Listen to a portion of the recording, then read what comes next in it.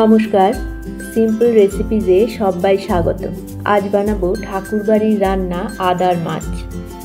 আদার মাছ বানানোর জন্য 6 পিস কাতলা মাছ নিয়েছি। একটু লবণ আর একটু হলুদ দিয়ে মাছগুলোকে মেখে নেব। মাখা হয়ে গেলে ঢাকা দিয়ে 10 মিনিট রেস্টে রেখে দেব। 1 টিস্পুন হলুদ গুঁড়ো, 1 টিস্পুন লাল লঙ্কার গুঁড়ো, 1 টিস্পুন ধনে গুঁড়ো অল্প জলে মিশিয়ে রেখে দিলাম। কড়াইতে সর্ষের তেল গরম হতে দিয়েছি। মাছগুলো ভেজে নেব।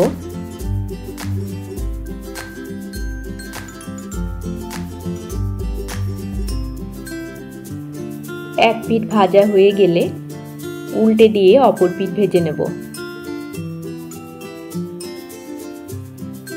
মাছগুলো হালকা করে ভেজে নিয়েছি, এবার আমি তুলে রাখছি।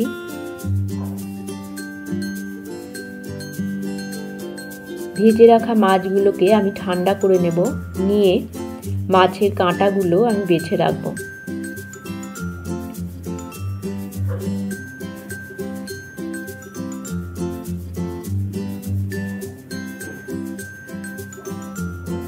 হয়ে গেছে আমার মাছের কাঁটা বাছা। একটা হামানদিস্তায় 2 টেবিল স্পুন আদা আমি থেতো করে রাখলাম। এখানে দুটো মিডিয়াম সাইজ আলু ডুমো করে কেটে নিয়েছি, একটা বেগুন ডুমো করে কেটে নিয়েছি, 5-6টা পটল ছোট টুকরো করে কেটে নিয়েছি। মাছ ভাজার অবশিষ্ট তেলে দুটো মিডিয়াম সাইজ পেঁয়াজ ডুমো করে কাটা মিনিট খানেকের জন্য ভেজে নেব। হয়ে গেলে যে সবজিগুলো আমি কেটে রেখেছিলাম ওগুলো দিয়ে দিলাম।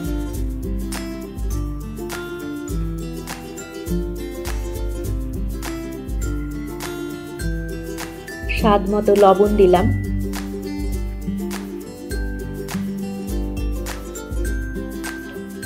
মিশিয়ে নিয়ে লো ফ্লেমে ঢাকা দিয়ে কিছুক্ষণ রান্নাটা হতে দেব। ঢাকা খুলে সবজিগুলো অনেকটাই মজে এসেছে।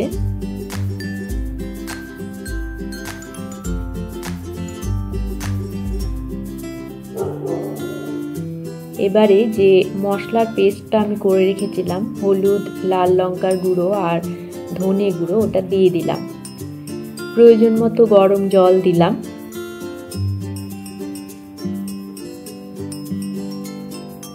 পাঁচ 6টা চেরা কাঁচা লঙ্কা আর 1 টিস্পুন চিনি দিলাম।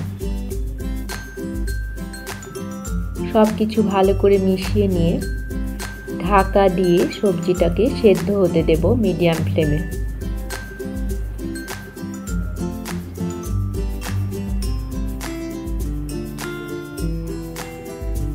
ঢাকা খুলে দেখে নেব সবজি সেদ্ধ হয়েছে কিনা।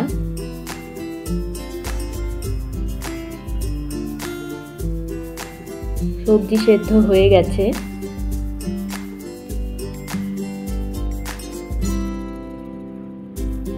মাছ ভাজা দিয়ে দিলাম, যেগুলো আমি কাঁটা বেছে রেখেছিলাম।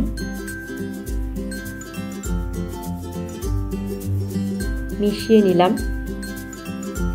একটা তড়কা প্যানে 1 টেবিল স্পুন ঘি গরম হতে দিলাম। 1/2 টেবিল স্পুন গোটা জিরে, একটা তেজপাতা দিয়ে কয়েক সেকেন্ড একটু ভেজে নেব লো ফ্লেমে। ভাজা হয়ে গেলে এটাকে কড়াইতে মিশিয়ে দেব সবজি আর মাছগুলোর মধ্যে।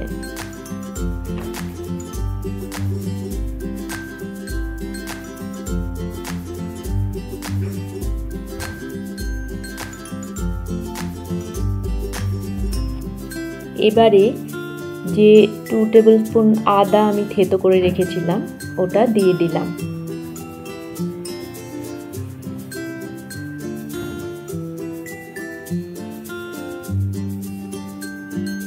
সব কিছু মিশিয়ে নিয়ে গ্যাস অফ করে দেব।